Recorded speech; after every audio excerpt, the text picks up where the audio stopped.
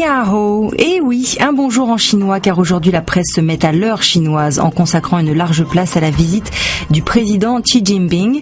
Pour aujourd'hui en France, on déroule le tapis rouge aux investisseurs chinois qui en 2012 ont injecté plus de 4 milliards d'euros dans des sociétés hexagonales.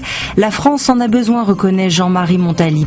Mais les Chinois ont ainsi accès à notre savoir-faire et à une technologie qu'ils pourront ensuite s'approprier. Un retour sur investissement en quelque sorte, conclut l'éditorialiste.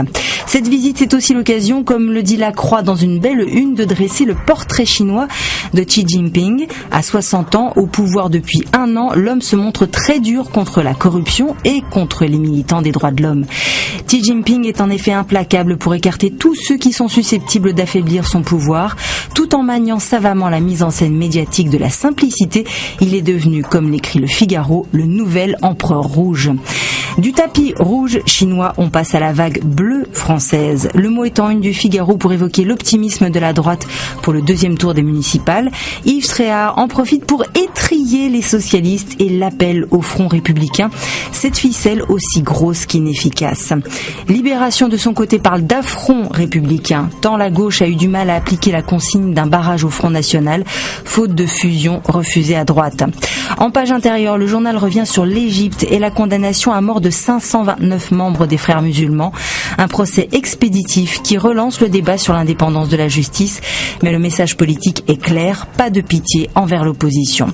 La mort rôde aussi, mais de façon insidieuse. À lire toujours dans Libération, l'alerte lancée hier par l'OMS, la pollution de l'air a tué prématurément près de 7 millions de personnes dans le monde en 2012, soit une personne sur 8 touchée par ce tueur invisible qui sévit y compris à l'intérieur des maisons.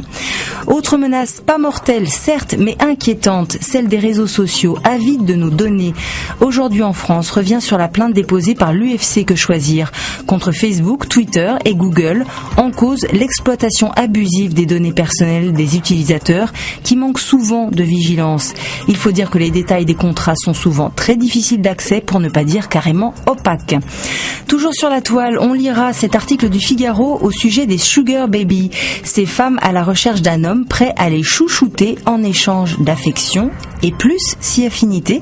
Parmi les 40 000 adhérentes d'un site dédié à ce type de rencontre, plus de 7 000 étudiantes.